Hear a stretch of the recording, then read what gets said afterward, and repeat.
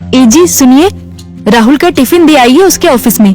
राहुल की माँ बोली, क्या राहुल आज साथ में टिफिन लेकर नहीं गया? आज उसके ऑफिस में मीटिंग थी बॉस के साथ सवेरे सवेरे, इसलिए बिना टिफिन के ही वो चला गया। ठीक है, मैं दे आता हूँ। राहुल के पिता तैयार होने के लिए कमरे में चले गए। एक दिन पहले, माँ, मेरे दोस्त के पिताजी भी टीचर थे। उन्होंने देखो कैसे आलीशान बंगला खरीदा है। नहीं तो मेरे पापा, हम आज भी इस किराए के मकान में रहते हैं। राहुल गुस्से से बोला। राहुल, तुम्हें पता नहीं शायद, पर तुम्हारे पापा घर में सबसे बड़े थे, इसलिए 2 बहन और 2 भाइयों की शादी उन्हें ही करनी थी, और साथ में तुम्हारी पढ़ाई का खर्चा, और तुम्हारी बड़ी बहन की शादी भी तो थी। किसने किया ये सब? क्या फायदा इन सब का? उनके भाई बहन अब बंगले में रहते हैं। कभी उन्होंने सोचा है कि अपना भाई किराए के मकान में रहता है तो उसके लिए एक छोटा सा घर खरीद के दे दे? ये सुनकर माँ की आंखों में आंसू आ गए। उन्हें समझ नहीं आ रहा था कि जन्म दिया बेटा अपने बाप के बारे में ऐसी बातें कर रहा है। फिर माँ बोली, तुम्हारे पिता ने अपना कर्तव्य निभाया, अपने भाई बहनों से कभी किसी चीज की उम्मीद नहीं की। राहुल पागलों जैसा बोल रहा था। अच्छा वो ठीक है, पर पिताजी लड़कों की ट्यूशन लेते थे। उनसे अगर फीस लेते तो आज पिताजी पैसों की गद्दी पर सोते। आजकल के क्लास वाले देखो कैसे इंपोर्टेड गाड़ियों में घूमते हैं। लेकिन तुम्हारे पिता के कुछ उसूल थे, ज्ञान बांटने के, पैसे नहीं लेने के, इसलिए तो उन्हें ढेर सारे पुरस्कार भी मिले। पता भी है तुम्हें? ये सुनते ही राहुल जोर से चिल्लाया, क्या फायदा इन पुरस्कारों का? क्या उनसे हमारा मकान बनेगा? पड़े हैं धूल खाते उस कबाड़ खाने में, कोई नहीं पूछता है उनको। तभी दरवाजे की बेल बजती है। पिताजी ने अपनी बातें तो सुन नहीं ली ना। इस डर से राहुल का चेहरा उतर गया, लेकिन पिताजी किसी से बात किए बिना ही अपने कमरे में चले गए। ये था कल का झगड़ा, और आज मोहनलाल ने साइकिल को टिफिन लगाया और कड़ी धूप में राहुल के ऑफिस पहुंच गए। कड़ी धूप होने के कारण वो थक गए थे। ऑफिस पहुंचने पर उनको सिक्योरिटी गार्ड ने रोका। राहुल सर को टिफिन देना था, क्या मैं अंदर जा सकता हूं? मोहनलाल ने पूछा।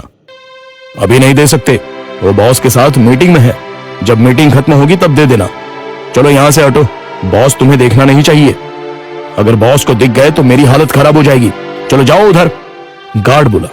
मोहनलाल कुछ ही दूरी पर धूप में खड़े रहे। मीटिंग 1 घंटे से ऊपर तक चली। उनके पैर में दर्द होने लगा। तभी ऑफिस के केबिन का दरवाजा खुलने की आवाज आई। बॉस के पीछे पीछे राहुल भी आया। धूप में खड़े हुए पिताजी को देखकर वो मचलाया। चलते चलते बॉस की नजर मोहनलाल पर पड़ गई। गाड़ी में बैठने की बजाय वो वहीं खड़े रहे। वो सामने धूप में कौन खड़ा है? उन्होंने गार्ड से पूछा। अपने राहुल साहब के पिता हैं, टिफिन देने आए थे। गार्ड डरते हुए बोला। बुलाओ उन्हें। राहुल घबरा गया, उसके पसीने छूट गए। उसे अपने पिता पर बहुत गुस्सा आया। गार्ड के बुलावे पर मोहनलाल अंदर आए। बॉस उनके पास गए और बोले, आप मोहनलाल सर हैं ना? सरकारी स्कूल में आप ही टीचर थे ना? हाँ, पर आप कैसे पहचानते हैं मुझे? कुछ समझने से पहले ही बॉस ने मोहनलाल के पैर छुए। राहुल और सब लोग ये देखकर हक्का बक्का रह गए। सर, मैं विजय, आपका स्टूडेंट था। आप मुझे पढ़ाने के लिए घर आते थे। हाँ, याद आया। बाप रे, तुम तो बहुत ही बड़े हो गए हो। विजय मुस्कुराया और बोला, सर आप यहाँ धूप में क्या कर रहे हैं? चलिए अंदर बैठते हैं, बहुत सारी बातें करनी है आपसे।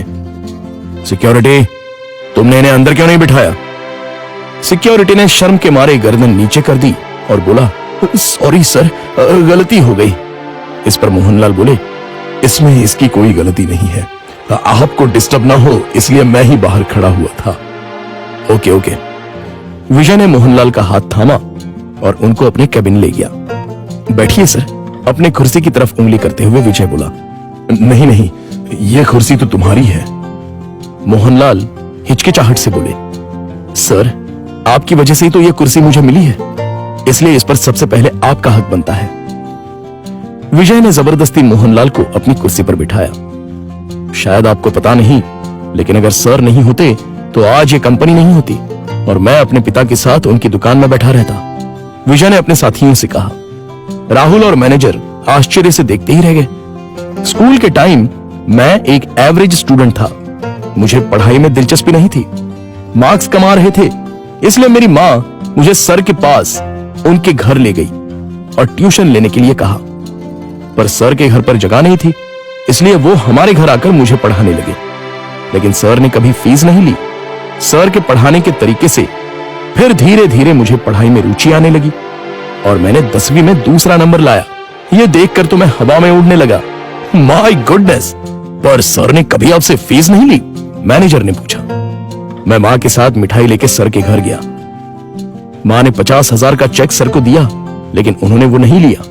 तब सर ने एक बात कही थी जो आज भी मुझे याद है।